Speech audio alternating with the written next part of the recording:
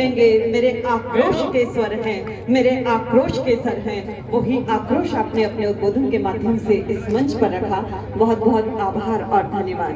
और इसी के साथ हमारे मंच पर पधार चुके हैं। कहाँ शिक्षा लो, तो मैं जोश ही जोश में कह गया कि तृतीय श्रेणी के मामले में आप जो करोगे वो पार्टी से निकलने का सवाल कर गया ना, मैं तो नहीं बैठूंगा। लेकिन मैं आपने मुझे याद किया तो तृतीय श्रेणी के मामले में धरने पे क्या जहां चाहोगे वहां बैठो। और अभी भी आप कहो मैं पैदल चलने को तैयार हूं, क्योंकि अन्याय है, अनजस्टिस है। और ऐसा धन्यवाद, नमस्कार, प्रणाम, राम राम साहब।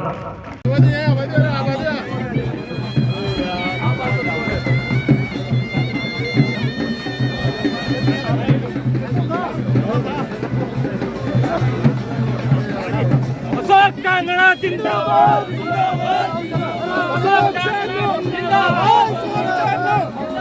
कांगड़ा जिंदाबाद, जिंदाबाद, कांगड़ा जिंदाबाद, जिंदाबाद, कांगड़ा जिंदाबाद, जिंदाबाद, कांगड़ा जिंदाबाद, जिंदाबाद, कांगड़ा जिंदाबाद, कांगड़ा जिंदाबाद।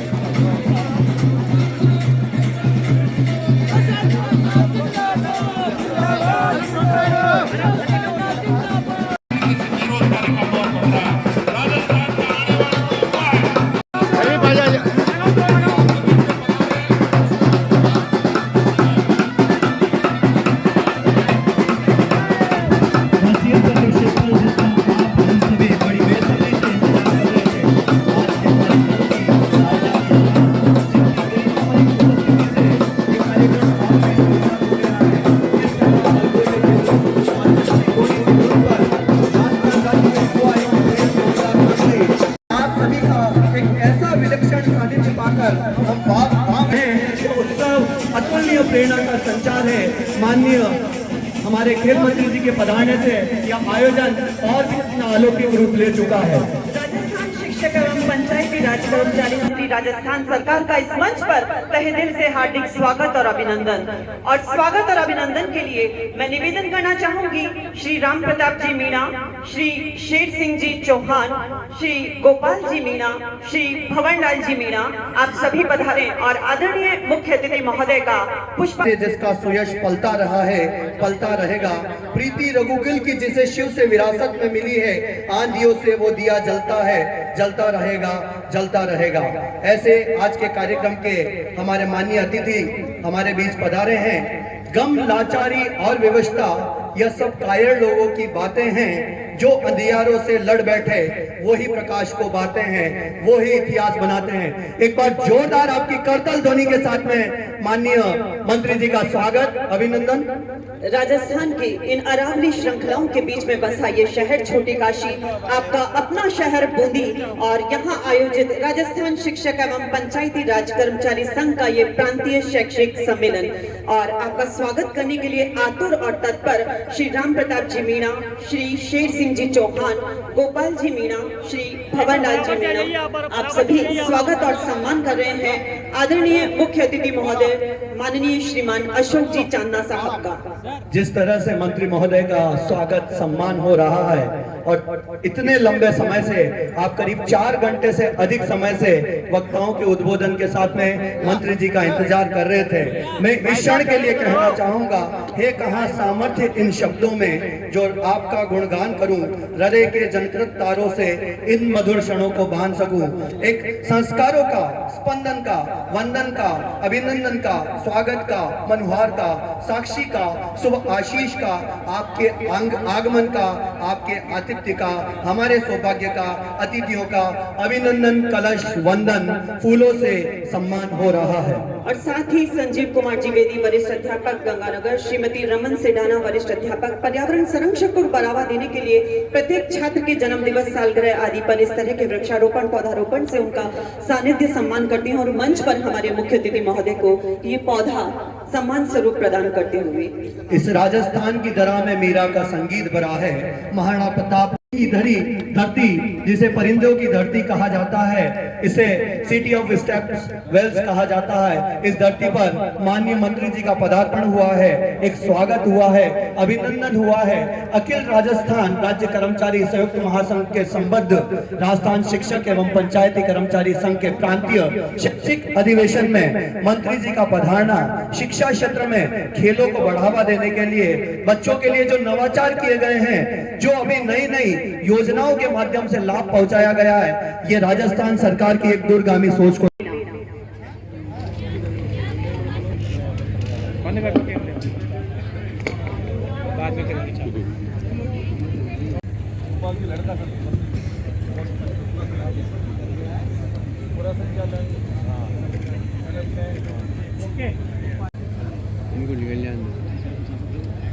वरिष्ठ सांसद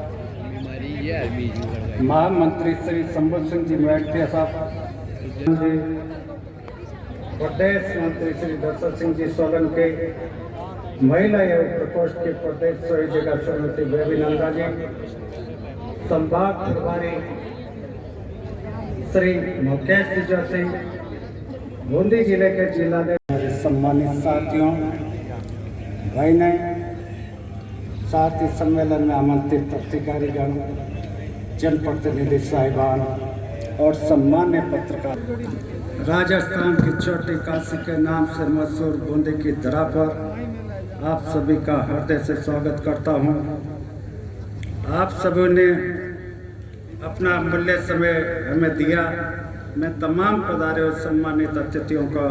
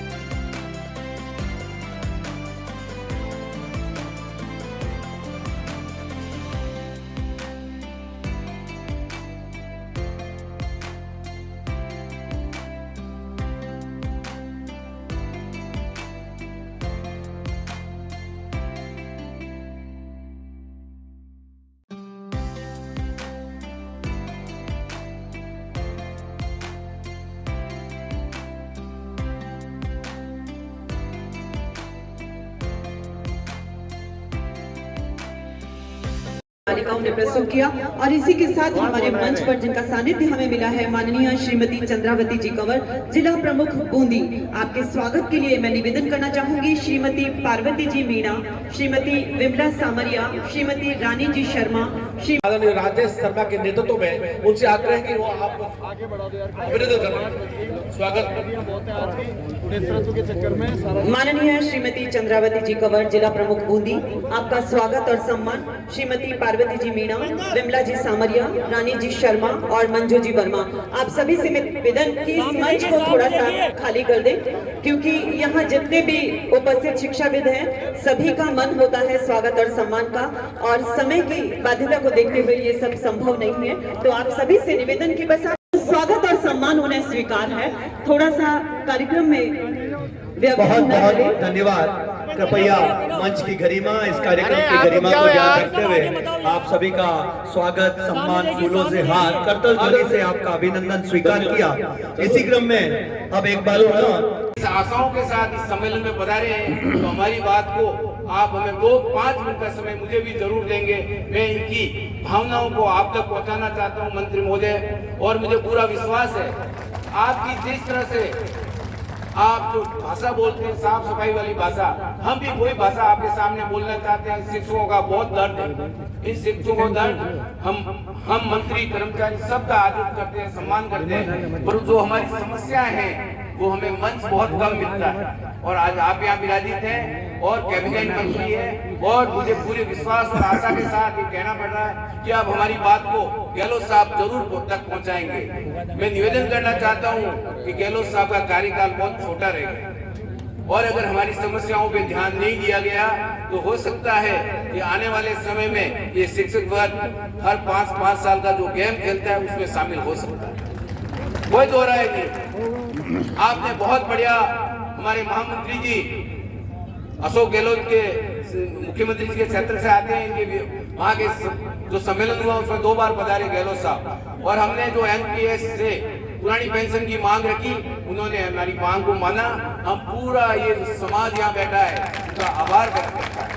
परंतु मंत्री महोदय, जो वित्तीय वर्ष बीता उसमें जो पुरानी पेंशन की घोषणा की 2004 के बाद लगे लोगों की, परंतु जो जिनका कर्मचारी का पैसा, हमारा पैसा सरकार में जमा था, उस समय हमारे को सुविधा थी कि आपका मकान बन रहा है, आपके बेटे की शादी हो रही है तो 25% पैसा आपका खुद का आप ले सकते हैं, और वो पैसा हमने लिया। और जो छोटा कर्मचारी पुलिस वाला हो या शिक्षक हो जिसने 2 लाख 4 लाख ले लिए, अब सरकार कहती है पैसा वापिस जमा कराओ, तो हमारे पास पैसा नहीं है, वो हमारा पैसा था। और हमारे बहुत सारे साथी कोर्ट में गए और उनको स्टे मिला, और मैं चाहता हूं कि वो कोर्ट का स्टे आदेश पूरे जिन कर्मचारियों ने अभी जो पैसा उठाया 25% उन पे लागू किया जाना चाहिए, हर हालत में लागू किया चाहिए। हमारा पैसा था, हमने वापस। दूसरी बात, मंत्री महोदय, मैं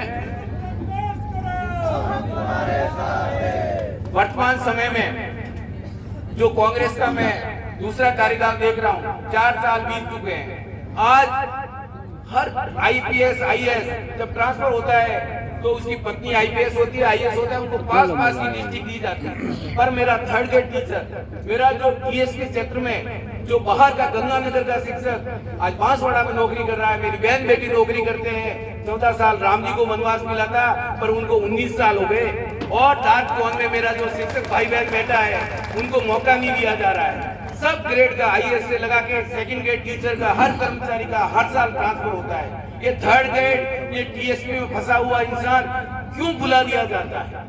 अगर हमारी बात को नहीं सुना जाएगा तो आने वाले समय में इस चीज के लिए 3rd ग्रेड टीचर के लिए हम पुरजोर कोशिश करेंगे, और हमें संघर्ष करना पड़ता है। हम संघर्ष का रास्ता भी नहीं देंगे, क्योंकि मंत्री महोदय, मेरी बहन बेटियां जब वो कुशलगढ़ में आप पधारते हैं, उदयपुर भी पधारते हैं, गोविंदा में जाते हैं, मैं भी वहीं रहता हूँ, और वहाँ की बहन बेटी जब 1 दिन की छुट्टी होती है राखी की, वो अपने भाई की राखी बांधने गंगानगर नहीं जा पाती, हनुमानगढ़ नहीं जा पाती, क्योंकि उसको आने जाने में 3 दिन लगते हैं। जब उसकी कलाई भाई की सुनी रहती है तो वो रोती है, आंसू बहाती है, और हमने आंखों से देखा है। तो मेरा निवेदन है, एक गहलोत साहब तक हमारा मैसेज पहुंचाइए कि कम से कम शिक्षकों की स्थानांतरण नीति बना दी जाए तो उसको मालूम रहे उसका ट्रांसफर कब होगा। ये इतिहास याद करेगा, टीचर याद करेगा, जब तक वो टीचर रहेगा उसके बहन बेटी याद करेगी कि उनको किसी राजनेताओं के सामने गिड़गिड़ाना नहीं पड़ेगा, किसी दलालों के चक्कर नहीं काटने पड़ेंगे। क्यों मुझे याद है कि जब शिक्षक सम्मेलन हुआ तब लोटासरा जी अध्यक्ष शिक्षा मंत्री थे, मुख्यमंत्री ने पूछा कि शिक्षकों के ट्रांसफर में कुछ होता है क्या, तो एक बार में शिक्षक नहीं बोला, दूसरी बार में बोला हाँ पैसा लिया जाता है। तो वो चीज अशोक गहलोत जी नहीं भूले और हम इन चीज को दूर करना चाहते हैं। मंत्री महोदय, मैं इनकी भावना व्यक्त करना चाहता हूँ और आप मुझे जो बोलने का जज्बा मिला वो आपकी भाषा सुन के मिला। आप हर चीज के लिए बोलते हैं और युवाओं के आइकॉन हैं। अगर हम इस मंच के माध्यम से अगर तो बोलते में चूक कर जाएंगे तो शायद लगता है कि हमारा बूंदी सम्मेलन सफल नहीं होगा। ये जो शिक्षक यहाँ बैठा है ये दूर दूर से बहुत आशाओं के साथ गंगानगर से, बांसवाड़ा से, हनुमानगढ़ से आया है। उन्हें विश्वास था, उनको लगा कि चांदना साहब पधार रहे हैं तो हमारी बात को अशोक गहलोत तक जरूर पहुंचाएंगे। ये इसी आशा के साथ मैं 2 बिंदु में आपका समय नहीं लूंगा और उसके साथ में विशेष रूप से कहना चाहूंगा कि जो बजट घोषणा हुई, बजट घोषणा में बच्चों के लिए कहा गया कि यूनिफॉर्म दी जाएगी, दूध दिया जाएगा और यूनिफॉर्म सिलाने के सिर्फ 200 रुपए पर ड्रेस। तो दुनिया में कहीं भी कोई ऐसा दर्जी पैदा नहीं हुआ जो 200 रुपए में ये यूनिफॉर्म सिला के दे दे। हम चाहते हैं कि बच्चों के जो गार्जियन है, अभिभावक है, उनको ड्रेस को आज आधा सत्र बीत चुका है, उनका पूरा पैसा सिलाई का देके अभिभावक को पैसा उनके खाते में डाले और वो ड्रेस तो यूनिफॉर्म वो लेके स्कूल में पहन के जाए तो बहुत खुशी होगी। साथ में हमारा दूध जो दूध पाउडर आए 2 महीने हो गए, सिर्फ उसकी घोषणा नहीं हुई, इसके कारण दूध शिक्षा व्यवस्था की पड़ा है, उसके लिए रखवाली करनी पड़ी। अब इस अवसर पर मैं एक बात जरूर कहना चाहूंगा मंत्री महोदय का मैं आभार व्यक्त करता हूँ, बहुत बहुत आभार व्यक्त कर रहा हूँ कि गेम्स में आपने जो नवाचार किया, जो पहले लगभग 33 गेम होते थे बालकों के लिए, आपने लगभग 57 गेम कर। आज जो ग्रामीण इलाके में जो गेम खेले जाते थे, आत्मरक्षा के जो बहुत सारे प्रयोग हुए उसमें रस्साकशी का गेम जो गांव में हर आदमी खेल सकता है, बालक खेल सकता है, वो खेल रहे हैं। मंत्री महोदय, हम आपका आभार व्यक्त करते हैं। हम सही बातों के लिए शिक्षक धन्यवाद देता है कि आप हमारी जो युवा जो ग्रामीण इलाके में बालक रहता है उनके लिए खेल जगत के लिए आपने बहुत सारे प्रयास किए। पर मैं 2 निवेदन करना चाहूंगा कि अभी वर्तमान में जो SDFI है स्कूल शिक्षा की, उसमें 2 इकाइयां बन गई भारत सरकार की और उसके अंदर पिछले 4 साल से नेशनल के गेम नहीं हो रहे। जो बालक ग्रामीण इलाके में खेलता है, राज्य स्तर पर सेलेक्ट होता है, वो चाहता है कि राजस्थान का मैं प्रतिनिधित्व करूं और नेशनल में खेलूं, पर पिछले 4 साल से टूर्नामेंट नहीं हो रहे हैं। बच्चों में बहुत बड़ी वेदना है, तो हम विश्वास करते हैं कि आने वाले समय में इसका समाधान किया जाएगा। और लास्ट मेरा निवेदन है कि जो मिडिल स्कूल है 120 बालकों पे एक PTI है, तो खेलों का विकास कैसे होगा। तो हम चाहते हैं बहुत सारे बेरोजगार जो फिजिकल किए हुए हैं उनको कम से कम हर एक मिडिल स्कूल में आने वाले समय में एक PTI की व्यवस्था की जाए तो खेलों को बढ़ावा मिलेगा और आने वाले समय में आपको लोग इतिहास के रूप में याद करेंगे। मंत्री महोदय, मैंने वही बातें कही है जो मेरा शिक्षक भाई बहन चाहता है। मैं भी चाहता था इस मंच में बहुत सारी बातें करें, प्रशंसा ले सकता था, परंतु मैंने वही बातें निवेदन की है। मेरी किसी बात को अन्यथा नहीं लेंगे। मुझे पूरा विश्वास है जो मैंने सकारात्मक बातें कही है वो हमारे मंत्रिमंडल जो आपका मंत्रिमंडल। जय भारत। ये पंचायती राज कर्मचारी संघ प्रांतीय अधिवेशन में पधारे मंचा सिंह, जन जन के लाडले राज्य मंत्री अशोक चांदना जी, बैसियर प्रेमी जी, सीडीओ मैडम, ठीक है, और शिक्षा से पधारे सभी मान्यगण, अतिथिगण, सामने विराजमान सभी शिक्षा विभाग से मेरे भाई बहन। शिक्षक अर्थात गुरु की महिमा आज से नहीं आदिकाल से भी सम्माननीय है, नागरिक बनाने का कार्य करता है। शिक्षक यथा गुरु राष्ट्र निर्माता है और ये जो हमारे शिष्य हैं देश का भविष्य। मैं आप लोगों से सभी आशा रखती हूँ कि आप हमारे देश को ऐसे शिष्य दे जो हमारे देश का दूसरों में देशों में जाके एक हमारे राजस्थान का, हमारे प्रांत का नाम रोशन करे, हमारे भारत का नाम रोशन करे। हम जानते हैं कि गुरु भगवान से भी बड़ा माना गया है।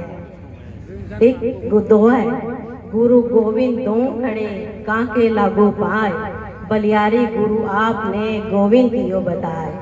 जब भगवान गुरु ने ही भगवान मिला दिया, आज आपने जो मुझे यहाँ बुलाकर मान सम्मान दिया, उसके लिए मैं आप सबका तहे दिल से धन्यवाद करी हूँ। जय हिंद, जय भारत। कार्यक्रम किया गया है सरकार के खेल राज्य मंत्री अशोक चांदना जी और हमारे बीच में विराजमान यहाँ की जिला प्रमुख श्रीमती चंद्रावती और आप प्रदेश अध्यक्ष सिंह जी, मेड़किया साहब और आपकी कार्यकारिणी की सभी पदाधिकारीगण, मंच पर विराजमान सभी,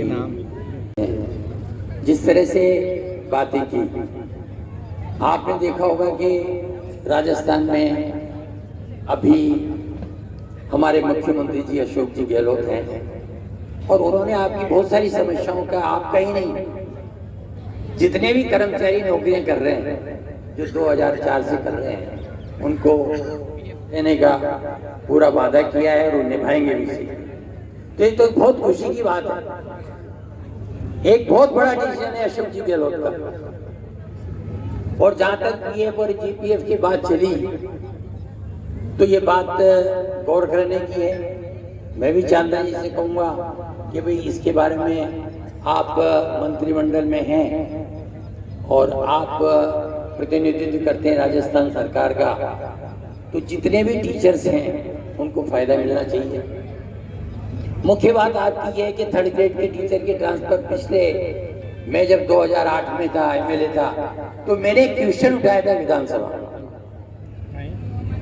कि भाई एक पॉलिसी बना दी जाए सरकार की तरफ से कि 3 साल के बाद या 5 साल के बाद टीचर्स का अपने आप ट्रांसफर हो और वो सारी शक्तियां ट्रांसफर की जिला स्तर पर भी ही मनोनीत हो जाए। ये मैंने क्वेश्चन उठाया था, लेकिन बहुत साल हो गए कि बाड़मेर, जैसलमेर, बीकानेर में उनके ट्रांसफर नहीं हो रहे। बात सही, उनके माता पिता हमारे पास भी आते हैं, हम कोशिश करते हैं कि अशोक गहलोत जी से भी कहें, और मुझे निश्चित उम्मीद है कि अशोक चांदना जी ने जिस तरह से खेल राज्य मंत्री बन करके जो खेलों के लिए बच्चों को प्रोत्साहन दिया है, आज तक का इतिहास इस बात का गवाह है कि चांदना जी को हमेशा खेल मंत्री के रूप में राजस्थान में याद किया जाएगा।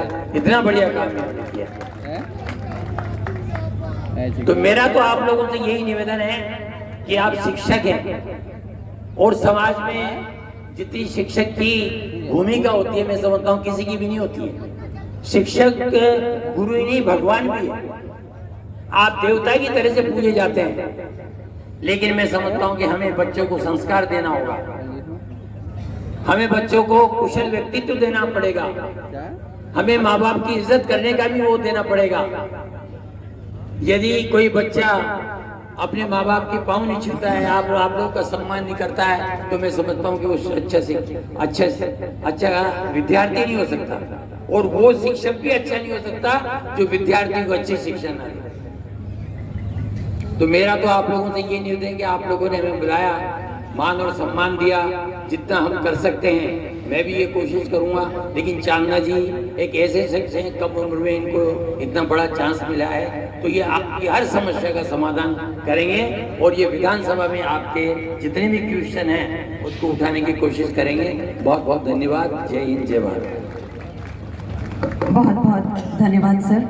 बहुत ही शिक्षक एवं पंचायती राज कर्मचारी संघ के इस प्रांतीय अधिवेशन में सम्मानित प्रमुख साहब, सम्मानित प्रेमी साहब, टीओ साहब, सम्मानित मंचासीन सभी अतिथिगण और राजस्थान के कोने कोने से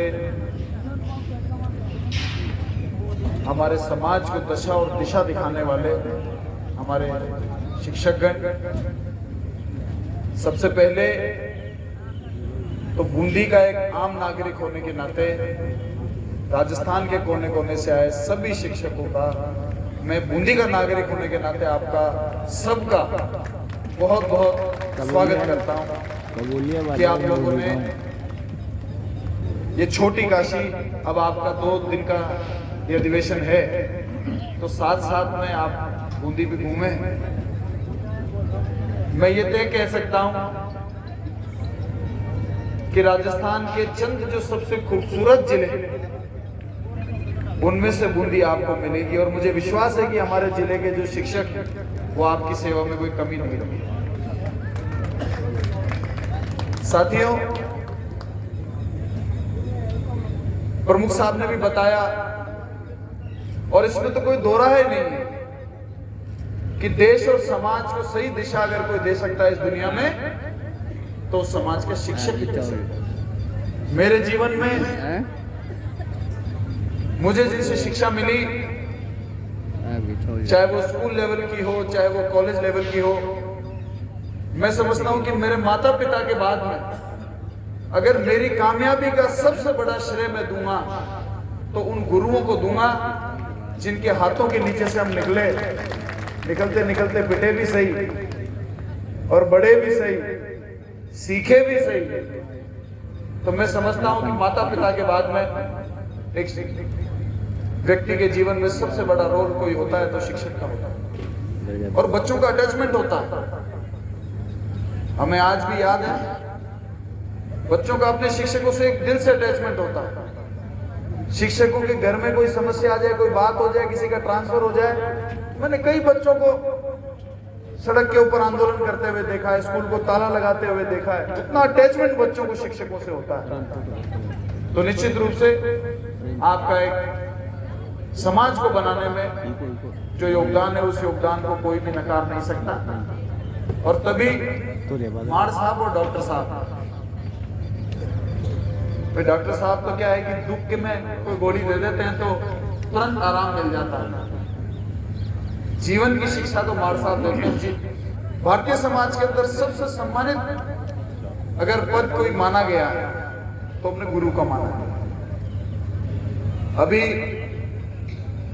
मन से दोनों तरह की बातें हुई, लेकिन मुझे आज भी याद है 2018 में जब हम विधानसभा का चुनाव लड़ रहे थे तो राजस्थान के तकरीबन हर शिक्षक संघ हमसे मिला और उन्होंने ये आग्रह किया आप अपने मैनिफेस्टो में ओपीएस लागू करने की घोषणा कर दीजिए, आपकी सरकार को कोई आने से नहीं रोक सकता। तब इसकी दशा दिशा हमें मालूम नहीं थी और ये समस्या केवल राजस्थान की नहीं पूरे देश के कर्मचारियों और अधिकारियों की है। और मुझे गर्व होता है इस बात पर कि हम उस कैबिनेट के मंत्री हैं जिस कैबिनेट के मुखिया माननीय मुख्यमंत्री जी ने ओल्ड पेंशन सिस्टम लागू करने का हौसला दिखाया।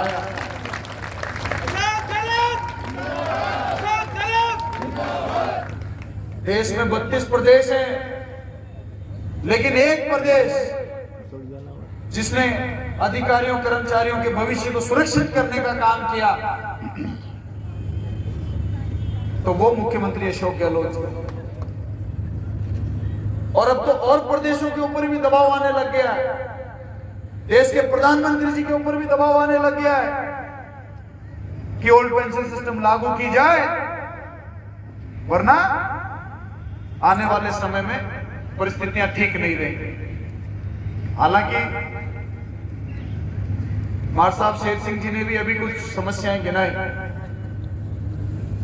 सुनने से तो सारी बहुत वाजिब समस्याएं लगी, लेकिन घर में अतिथि बुला के मुझे थोड़ा धमका दिया कि 5-5 साल का गेम खेल जाएंगे आपके साथ, उससे मैं थोड़ा सा घबरा गया। समस्या तो होनी चाहिए, रखनी चाहिए, लेकिन रखने का एक तरीका होता है। अपने घर में अतिथि आता है उसको कभी धमकाया नहीं, यह मैं आपके कार्यक्रम में आया, मुझे बुलाया गया।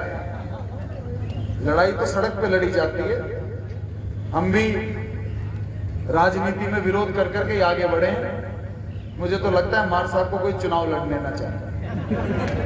नहीं, बिल्कुल परफेक्ट है वो, टीचर तो हैं ही बहुत अच्छे, लेकिन मुझे लगता है कोई दिन ये चुनाव भी लड़ेंगे, अच्छी स्पीच देते हैं। क्योंकि मैं समझता हूं कि नेताओं को दो चीजों का ध्यान रखना चाहिए। बोलना वो चाहिए जो सब सुनना चाहते हैं, वो इन्होंने कर दिया, और करना वो चाहिए जो होना चाहिए। बोलो वो जो सुनना चाहता, करो वो जो होना चाहिए, काम वो करना चाहिए जो वाकई में होना चाहिए। लेकिन निश्चित रूप से उन्होंने कुछ बड़े ही इंपॉर्टेंट पॉइंट उठाए, और वो इंपॉर्टेंट पॉइंट मैंने नोट किए हैं। वाकई में बहुत सारे हमारे थर्ड ग्रेड के शिक्षक हैं जो परेशान हैं, और उनके दुख को देख के हम भी परेशान हैं, क्योंकि हमारे क्षेत्र में भी शिक्षक हैं, उनके परिवार हमारे को प्यार देते हैं, मान सम्मान देते हैं, आशीर्वाद देते हैं, फिर अगर हम उनकी मदद नहीं कर पाए तो क्या फायदा। मेरी बुआ का बेटा भी थर्ड ग्रेड पीटीआई है, वो चित्तौड़ में है, तो मेरी बुआ जी शादी में मिल गई, बोला बेटा तुम मंत्री बने, खाई को मंत्री बने। वो मैं और अर्जुन बचपन से साथ में खेलते खेलते 2-3 साल के थे, ऐसे बड़े हुए, और मैं 4 साल में उसका ट्रांसफर नहीं करा पाया। तो वो मेरी बुआ को देखते ही मैं गायब हो जाता हूं, क्योंकि उनको ये पता नहीं है कि उनको तो लगता है कि मंत्री है, कुछ भी कर सकता है। वो मुझे बोलते बेटा खाई को मंत्री बने होते, एक मास्टर को ट्रांसफर हो रहे दोस्तों। अब मैं क्या जवाब, मैं जवाब ये देता हूं, देखो कानून सबके लिए बराबर है। आज मंत्री का भाई है, पर मैं अभी तक ट्रांसफर करा के नहीं ला पाया। अर्जुन उसका नाम है, और चित्तौड़ जिले में मार साहब जानो जानते, ठीक है। लेकिन निश्चित रूप से हमारी हर कैबिनेट में ये चर्चा होती है, हर कैबिनेट मीटिंग में ये चर्चा होती है कि थर्ड ग्रेड शिक्षकों का समाधान जल्दी से जल्दी होना चाहिए। कम से कम भरोसे तो मत रखो, अगर नीति आ रही है तो जल्दी लागू करो, ट्रांसफर करना है तो जल्दी ट्रांसफर करो, और नहीं करना है तो ना दे दो।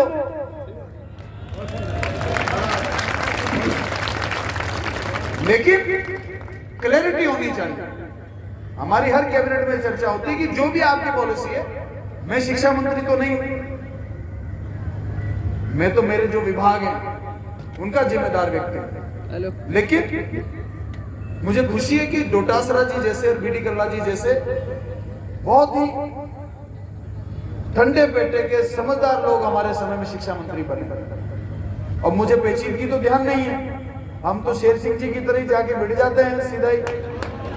हमारे को तो क्या है कि जिस विभाग का मैं मंत्री नहीं हूं, तो मुझे उसकी बारीकियां तो पता नहीं। क्यों नहीं करेंगे? यदि कोई तकलीफ नहीं होगी तो हम भी ऐसे ही जाके सीधा पहाड़ में सिर मार देते हैं कि कुछ भी हो आप तो फैसला करो, या तो नीति लागू कर दो, या तो ट्रांसफर कर दो, नहीं तो ना दे दो। कम से कम भरोसे तो नहीं रहे, फिर अपना अपना रास्ता देखे, कोई व्यवस्था देखे, और अपनी अपनी तकलीफों के अनुसार वो अपना काम करे। लेकिन निश्चित रूप से मैं आपको विश्वास दिलाता हूं कि कैबिनेट के हर मंत्री को, माननीय मुख्यमंत्री जी को और माननीय शिक्षा मंत्री जी को इस पीड़ा का पता भी है और दर्द भी है, और इसका समाधान इस प्रकार से निकालना चाहते हैं ताकि कोई विवाद भी नहीं हो, किसी का शोषण भी नहीं हो, और किसी के साथ गलत बात भी नहीं हो, न्याय हो तो सबके साथ। ऐसा बहुत बड़ी संख्या है। ऑनलाइन आवेदन मांगे तो 90,000 से ऊपर आवेदन आ गए। तो ऐसी समस्या में कई बार फंस जाते हैं कि न्यायिक व्यवस्था बिठाने के लिए उसमें बहुत ज्यादा विचार विमर्श हो जाता है। और आप लोग तो खुद एक जिला चलाते हैं, बहुत सारे डिस्ट्रिक्ट एजुकेशन ऑफिसर यहाँ पर हैं, आप जिला चलाते हैं, आप जिले में एक जिले में परिस्थितियां देखते हैं, कहीं ब्लॉक एजुकेशन ऑफिसर होंगे, वो एक ब्लॉक के एजुकेशन की परिस्थितियां आप लोग देखते होंगे, तो आप तो केवल एक ब्लॉक एजुकेशन ऑफिसर के नाते भी अपने काम को आकलन कर दो कि कितने विवाद होते हैं, कितनी बात होती है, बिना बात के कितने लोग नाराज होते हैं। कर दिया उसका 10 काम के बाद एक नहीं करो तो वो कैसे नाराज होकर भागता है। तो आप लोग ऐसा नहीं है कि आप लोग उन सब परिस्थितियों से नहीं गुजरते होंगे जिनसे एक नेता गुजरता होगा, आप सब लोग। तो मैं तो इसको भी बहुत बड़ा मानता हूं कि ओपीएस लागू। भाई साहब, तकलीफ बुढ़ापे में ही होती है, जब आपका शरीर ढंग से काम करे, दिमाग सही काम करे, आप में पूरी ऊर्जा हो, तो सारे लोग तो सरकारी कर्मचारी नहीं बनते, बाकी वो भी तो अपना काम चलाते ही हैं। तकलीफ तो बुढ़ापे में होती है। अशोक गहलोत जी ने तो बुढ़ापे का काम कर दिया, ये बहुत बड़ी बात है।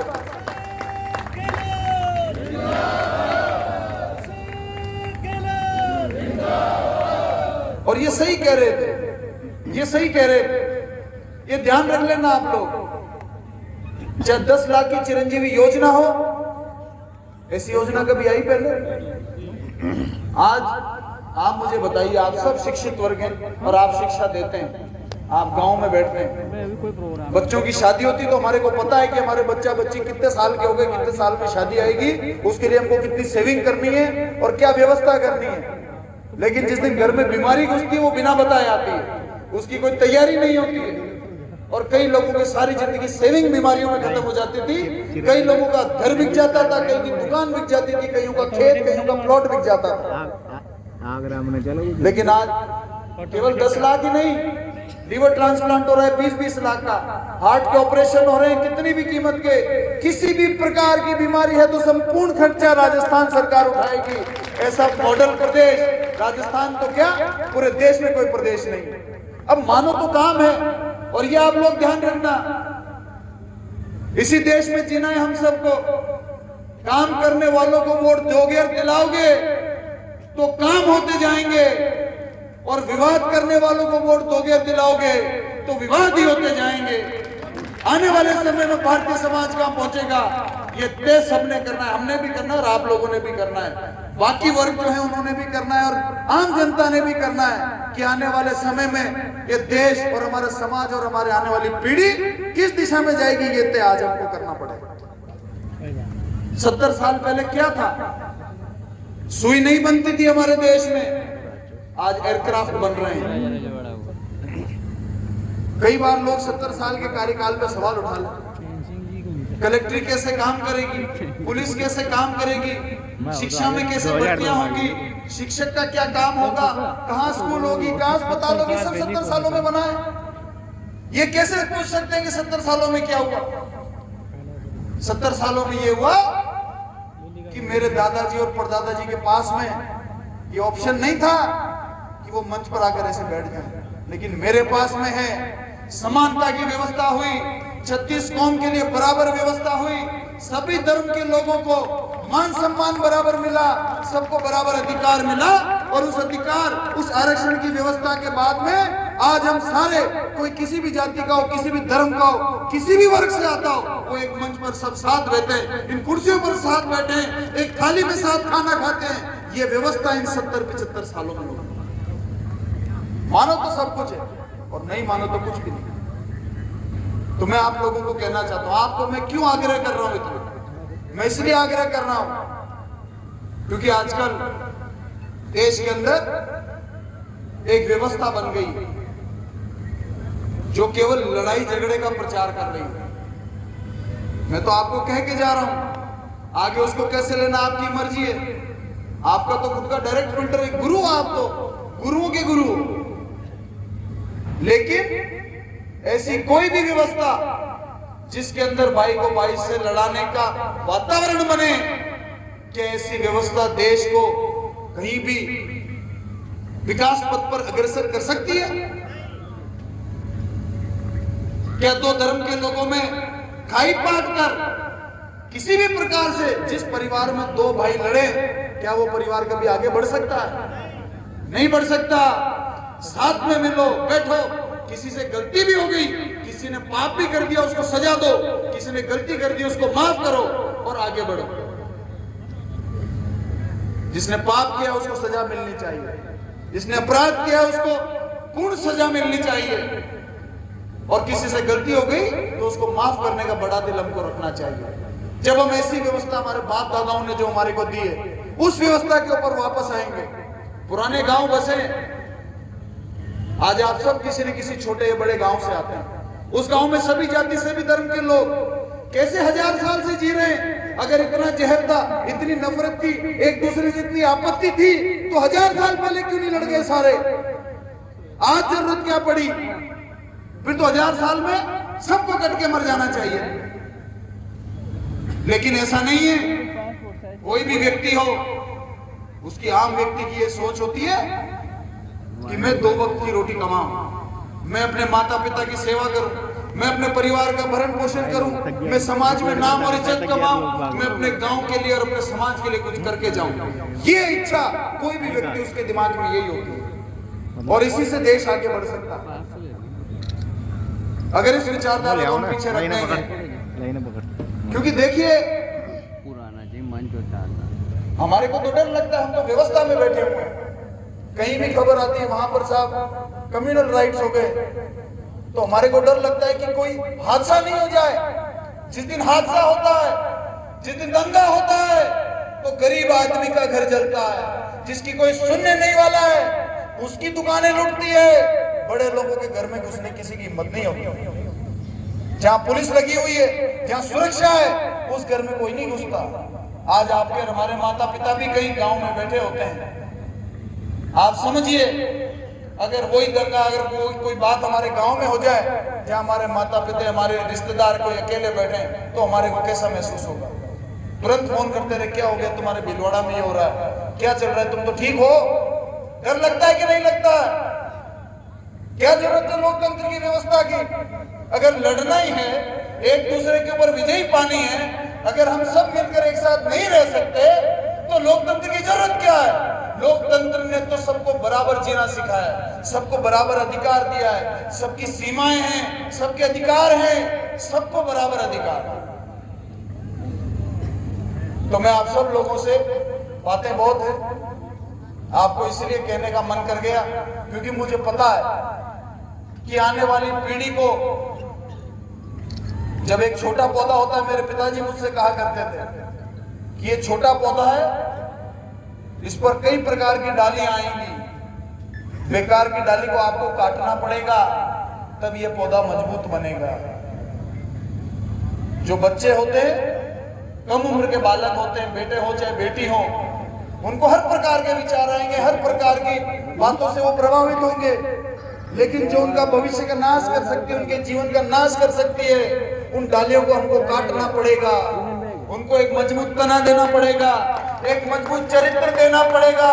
जब मजबूत चरित्रवान बच्चे हमारे समाज में आगे बढ़ेंगे, तभी ये समाज हमारा, हम विश्व गुरु बनने की बात करते हैं, आपस में तो लड़ रहे हैं और कह रहे हैं कि हम विश्व गुरु बनेंगे। कैसे बन जाएंगे विश्व गुरु? जब बनेंगे जब हम एकता की बात करेंगे, जब हम एक दूसरे के प्रति मान सम्मान की बात करेंगे, तभी विश्व गुरु बन सकते हैं, वरना कोई ताकत, जिस घर में लड़ाई चल रही हो, जिस घर में 2 बेटे लड़ रहे हो, वो घर कभी भी गांव का सरपंच का चुनाव नहीं जीत सकता। तो मैं आप सब लोगों से आग्रह करूंगा कि समाज में आपका बहुत बड़ा योगदान है, तो मैं आशा करूंगा कि इतना बड़ा हम लोगों ने ये सम्मेलन किया है, हमको आपने इतना मान सम्मान और प्यार दिया है, तो हम एक कम से कम इतना तो यहाँ से शपथ लेकर जाएं कि आने वाले समय में, देखो, पार्टी कोई भी चुनाव लड़े, कैंडिडेट कोई भी चुनाव लड़े, जिसका दिल आए जिसका वोट देना, जिसका दिल नहीं आए उसका मत देना। ये लोकतंत्र की व्यवस्था ऐसी है। लेकिन कम से कम हम एक कसम तो खा सकते हैं कि हम हर दिन समाज को जोड़ने का काम करेंगे, हर दिन भाईचारे को बढ़ावा देने का काम करेंगे, नफरत को मिटाने का काम करेंगे, जो बातें विवाद करती हैं उन बातों को खत्म करने की, कम से कम अपने गांव को अपनी शिक्षा इतनी देंगे कि ये चीजें गलत है, आपके गांव को किस मोड़ पर लेकर जाएगी ये देख ले। छोटी 100 रुपए का झगड़ा हो जाता है, लोग मर्डर कर देते हैं आपस में। मेयर का झगड़ा हो जाता है, उस मेयर पे घास ही उगनी है, मेयर पे कभी गेहूं तो देखेंगे किसी ने, मेयर के झगड़े पे लोग मार देते हैं किसी, क्योंकि उनको कोई समझदार व्यक्ति समझाता नहीं है। झगड़ा विवाद होता है, उनको बढ़ावा देते हैं, अरे यार दाबाई थार तो या कर रहे, ओहो बहुत गलत होगी दाबाई तार साथ, ऐसे करने वाले तो बहुत हैं। लेकिन बिठाकर, समझाकर, बुझाकर के यार एक फुट में करोड़ों को दान पैदा कर लो यार, कहीं भाई से भाई लड़ रहे हैं तो तार शर्म आनी चाहिए।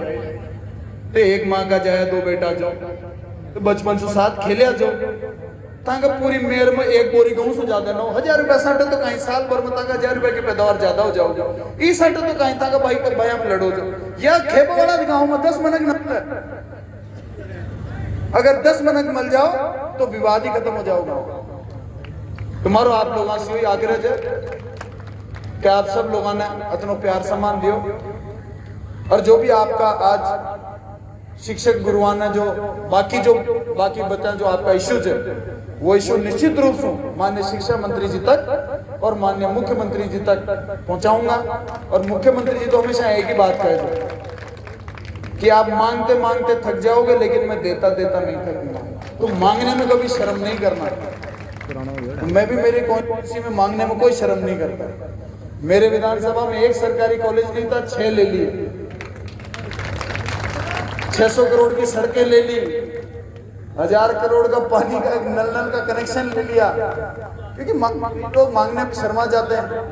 हम हर बार मांगते हुए यही कहते हैं साहब मांगते हुए शर्म तो आ रही है, पर क्या करें, दे दो, ये भी दे दो, हमारे क्षेत्र के लोगों के काम आए। तो मैं आप सब लोग एक बार पुनः मैं आपका बूंदी की इस छोटी काशी में आपका बहुत बहुत स्वागत सम्मान, और कोशिश करेंगे हम सब हमारे शिक्षकों की तरफ से भी यदि कोई बात मेरे लायक आएगी तो मैं उनका साथ दूंगा, ताकि आए हुए मेहमानों को किसी प्रकार की कोई तकलीफ नहीं हो और आप लोग यहाँ का एक सुखद अनुभव लेकर जाए, ऐसी व्यवस्था हो। आप सबका बहुत बहुत धन्यवाद।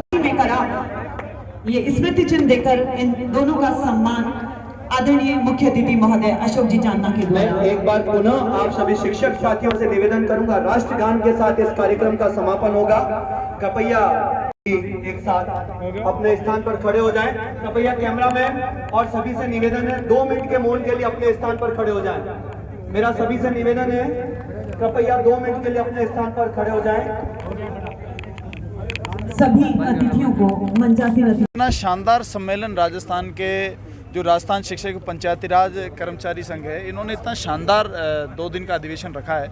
मैं आया, बड़ा अच्छा लगा और बड़े इम्पोर्टेंट पॉइंट्स के ऊपर चर्चा हुई। हमारे को भी कई बातें बताई गई, वो निश्चित रूप से हम सरकार तक पहुंचाएंगे, और ताकि एक शिक्षक ही समाज को दिशा दिखा सकता है, समाज की आने वाली पीढ़ी को तैयार करता है। मैं समझता हूँ उनका रोल बहुत बड़ा है, और उस बड़े रोल के लिए उनको भी कई सुविधाएं और काफ़ी मदद होनी चाहिए, और हम उनकी बात को सरकार भाई साहब, राजस्थान में भारत जोड़ो यात्रा प्रवेश कर रही है। बिल्कुल प्रवेश कर रही है। पूरे देश में समर्थन मिल रहा है, जनता दिल से राहुल गांधी जी को आशीर्वाद दे रही है, क्योंकि इस मुद्दे से सब त्रस्त हैं। समाज का कोई भी व्यक्ति ये नहीं चाहता कि किसी प्रकार का कम्युनल वायलेंस या किसी प्रकार का वाद विवाद झगड़ा हो। हिंदू मुस्लिम मंदिर मस्जिद की राजनीति बंद होनी चाहिए, भाई को भाई एक करने का नारा लगना चाहिए, एक दूसरे के प्रति प्यार और मान सम्मान की बातें होनी चाहिए। इसको लेकर देश में बेरोजगारी का मुद्दा है, देश में महंगाई का मुद्दा है, इन सब मुद्दों को लेकर राहुल जी सड़क पर निकले और उन्हें अनंत समर्थन मिला। एक बार फिर से मुख्यमंत्री जी का और पूर्व उप मुख्यमंत्री जी सचिन पायलट जी का विवाद फिर से सामने आ रहा है। देखिए, वीडियो आपने देख लिया है, अब आप उसको कुछ भी नाम दें, मैं तो अलग से कोई नाम दे नहीं सकता। जो आप नाम दें वो आप वैसा क्या माने, समझें। गुर्जर समाज नाराजगी जता रहा है। आप ये सवाल मुझसे जिससे आपको पूछना है उससे पूछें। आपकी क्या राय है? मैं इस मुद्दे के ऊपर कोई राय देना ही नहीं चाहता हूँ।